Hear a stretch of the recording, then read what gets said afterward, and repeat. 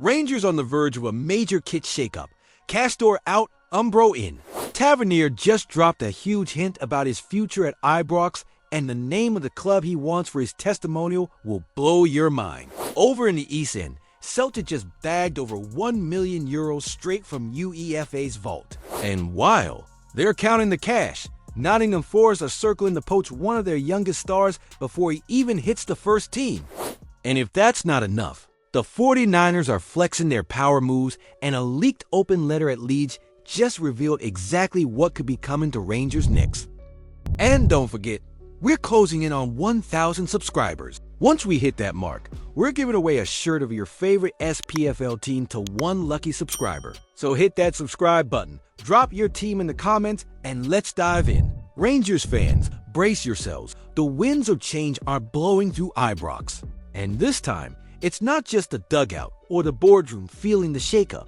No, we're heading into kit territory, and it looks like the Castore chapter is about to close, with Umbro warming up on the touchline, ready for a grand return. While there's still no official word from the club, reports are piling up that the Ibrox side will be swapping their Castore gear for Umbro threads. And with the end of the season fast approaching, you can almost hear the sound of kit leaks loading. The move would mark a symbolic shift, not just in brand identity, but potentially in the club's broader commercial strategy, especially with Castore now licensing through Umbro, in a move that feels like a quiet handover behind the scenes. Now, let's not rewrite history completely. Castore did come in swinging with bold promises, commemorative kits galore, and enough training gear to clothe an army. And despite a few early quality complaints, most fans grew to accept and even like several of the strips. But it's the oversaturation that left many scratching their heads.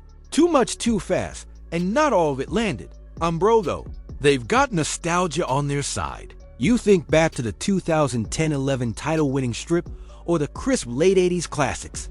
Clean lines, strong colors, and that undeniable air of winning football. There's something reassuring about Umbro. Less glitz, more grit. If this switch goes through, Rangers could be in line for a return to style and simplicity. And let's face it, after this roller coaster of a season, the fans deserve some proper feel-good throwback energy. Would a return to Umbro bring back the winning aura, or is this just a cosmetic fix for deeper issues at Ibrox? Drop your thoughts in the comments. Should Rangers focus on iconic design, or does success on the pitch make the kit beautiful, no matter what it looks like? Right then, looks like the Premier League's big boys have got their binoculars pointed firmly at Lennoxtown again. This time, it's Nottingham Forest making moves, and their eyes are locked on 15-year-old center-back Dara Jikiemi, a rising star in the Celtic youth ranks who's already captaining Scotland's under-15. Not bad for a lad who probably still needs permission to stay up and watch Match of the Day. Forest are reportedly lining up a swoop for the highly rated youngster, hoping to tempt him south before he ever gets the chance to crack the first team at Parkhead. And let's be honest, this isn't the first time we've seen this script play out. Remember Ben Doak, Rocco Veta? Gone before they were barely out of their academy trackies. And here's the kicker, if Kimi follows suit, he could join that ever-growing list of future stars who leave Celtic early for the promise of Premier League. Riches and development setups that are often too shiny to resist. But that leaves a bitter taste, doesn't it? This isn't just about one kid, it's about a pattern. While the Hoops faithful are dreaming of Champions League nights and domestic dominance, their best and brightest might be slipping through the cracks before they ever pull on the senior shirt. So here's the big question for you watching.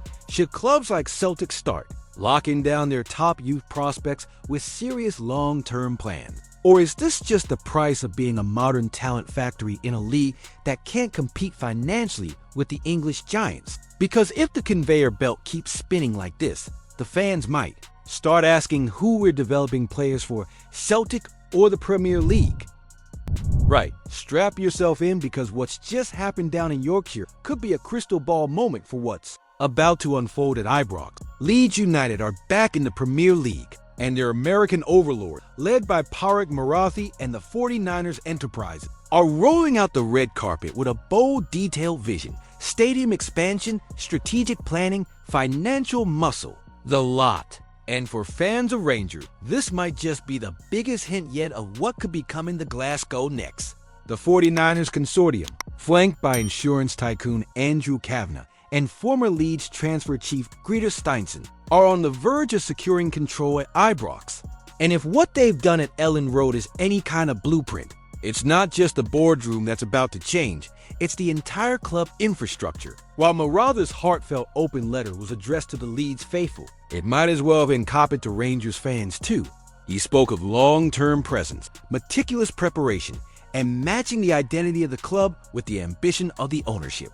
You can bet Kavanagh's been taking notes. Of course, there are legal limits, with Leeds now back in the top flight. The English Football League won't allow majority stakes in multiple UK clubs. That means Rangers would have to be structured differently. But influence? Oh, that's still very much on the cards. If the 49ers bring the same energy, investment and vision they've shown at Leeds to Rangers, is this the game-changing moment the club's been crying out for? Or will the American blueprint clash with the identity of the club and its traditions? Could Ibrox become a next big project in the 49ers football empire? Or are we heading into unknown territory with more risk than reward? Celtic have just cashed in a sweet little windfall from UEFA, and they didn't even have to lift a trophy. Over €1 million, or just shy of £885,000 in old money, is heading straight to Parkhead, all thanks to their lads showing up in national team kits over the last 4 years. This payout comes as part of the Club Benefits Program, a deal cooked up between UEFA and the European Club Association. Basically, if your players are off representing their countries in the UEFA Nations League, EURO qualifiers, or the main event itself, you get a bit of the pie. And Celtic, it seems, had more than a few slices. We're talking £1,027,861.08 pocketed by the Hoops, which is nearly half of what all Scottish clubs combined receive. That's no accident. Celtic continue to dominate when it comes to player representation at the international level, especially across Europe and Asia. Whether it's Maida bombing down the wing for Japan or McGregor marshalling the Scotland midfield, the Parkhead presence is strong. Now, ECA chairman and PSG boss Nasser Al-Khelaifi had plenty to say about how clubs deserve compensation for their part in keeping the international game ticking. And while that's all very diplomatic, let's be honest, this kind of check doesn't hurt when you're plotting your next summer transfer window. It might not cover a marquee signing, but it certainly oils the gears a bit. Should this UEFA cash go straight into squad reinforcements for another title push, or should Celtic be looking at longer-term investments, maybe finally sorting out the scouting department or youth setup? James Tavernier's been through it all in a Rangers shirt, from the grind of the championship to the highs of lifting number 55, and that heart-stopping route to the Europa League final in 2022. Now, as he enters his testimonial year, there's talk of a tribute match on the cards, and the stars might just be aligning for the perfect opponent. The idea? A showdown with Leeds United, Tavernier's boyhood club, newly promoted back to the Premier League, and conveniently tied to the same 49ers Enterprises group poised to take the reins at Ibrox. It's got everything: personal meaning, narrative weight, and a decent level of competition. Plus, you just know the Ellen Road lot would travel well, giving the testimonial the kind of buzz TAV'S decade of dedication deserves. And if anyone's earned it, it's him. British football's highest scoring defender. Over 10 seasons of sweat, goals, and those trademark penalties. Through thick and thin, TAV'S stayed loyal. And based on his recent comments, it sounds like he's not going anywhere just yet. With his contract running until 2026 and glowing praise for Barry Ferguson ringing out post-Bilbao, TAV'S looks set to carry on leading the line, at least for another season under whoever the new regime puts in charge. Now, testimonials are usually all about reflection, but this one could feel like a launch pad, the old guard being honored just as the 49ers era kicks off at Ibrox. Should Tavernier's testimonial be against his boyhood Leeds United? Or would you rather see a classic rematch, like maybe Villarreal or Eintracht Frankfurt back in Glasgow? Who would you pick for the ultimate testimonial night at Ibrox? Let's get the comments flying. And don't forget, we're closing in on 1,000 subscribers. Once we hit that mark, we're giving away a shirt of your favorite SPFL team to one lucky subscriber. So hit that subscribe button, drop your team in the comments. Don't forget to leave a like on the video. I post videos every day talking about our Scottish football. See you soon.